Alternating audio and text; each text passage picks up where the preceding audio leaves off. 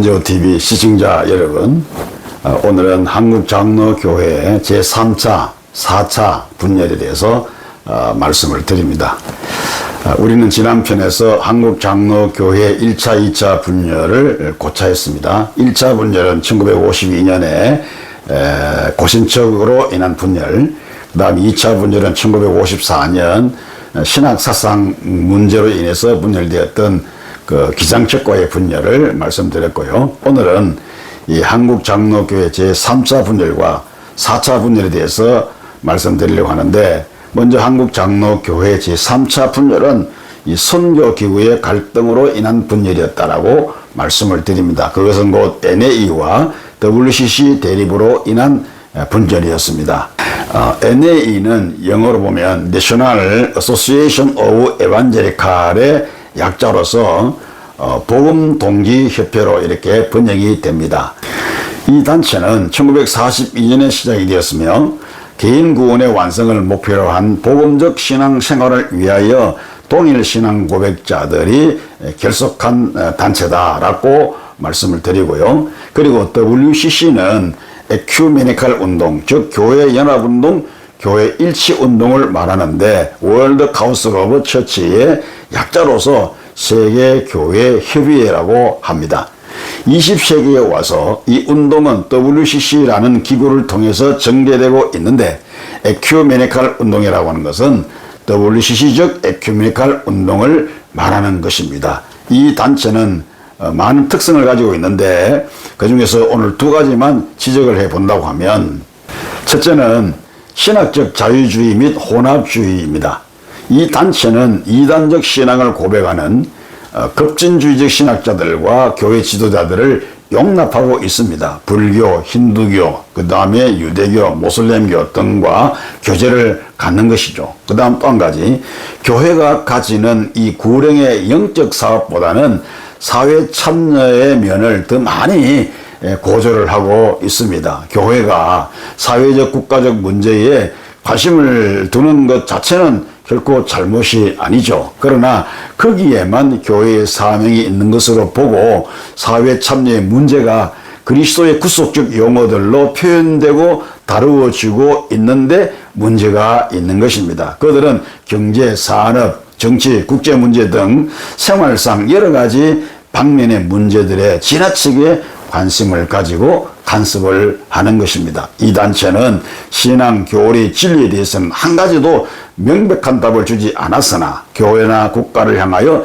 지도자의 역할을 하기도 하고 압력을 가하기도 하는 것입니다. 이런 양대 단체가, 그러니까 NA와 WCC 이 양대 단체가 극한 대립을 함으로 장로교회는 또 한 번의 분열을 경험하게 되는데, 1959년 대한예수교 장로의 제44회 총회를 앞두고 이 NA 측과 WCC 측과의 대립이 고조되기 시작합니다. 서로들 자기 편의 총대를 많이 뽑으려고 다투게 되었던 것이죠.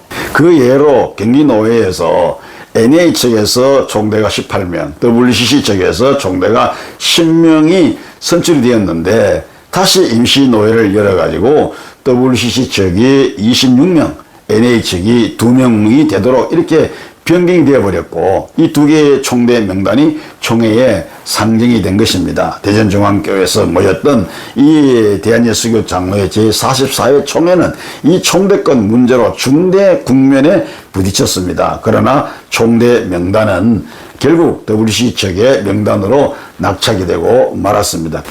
그래서 총회의 대세는 150대 121로 WCC 측의 승리로 기울어졌습니다. 그러나 총대 문제로 다시 소란해졌고 11월 말까지 정회하자라고 하는 안이 가결되었습니다. 이렇게 되었을 때 WCC 측 총대 148명이 대전 미락식당에서 회의를 열어서 정회를 불복하고 그날 밤 버스를 대절해서 서울로 올라와 연동교회에서 새로운 총회를 조직한 것입니다. 그러나 NA 측은 정회 결의대로 11월 24일 승동교회에서 속회 총회로 열었습니다. 이리 해서 연동교회에서 개최된 총회를 예장 통합측이라고 말하고 성동교회에서 속해된 총회를 예장 합동측이라 이렇게 부르게 된 것입니다. 그래서 한국장로교회는 또 한 번의 쓰라린 제3차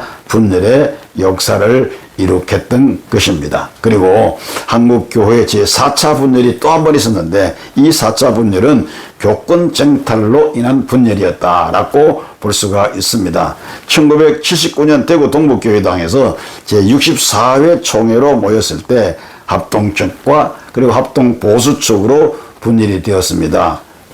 이때는 분열에 대한 뚜렷한 명분이 없었습니다. 다만 지역적인 대립과 더불어서 교권 쟁탈로 인한 그런 분열이었습니다. 그러나 합동 측에서는 이것을 분열이라 하지 않고 이탈이라 이렇게 부릅니다. 왜냐하면 호남을 중심한 소수의 교회가 이탈해 나갔기 때문입니다.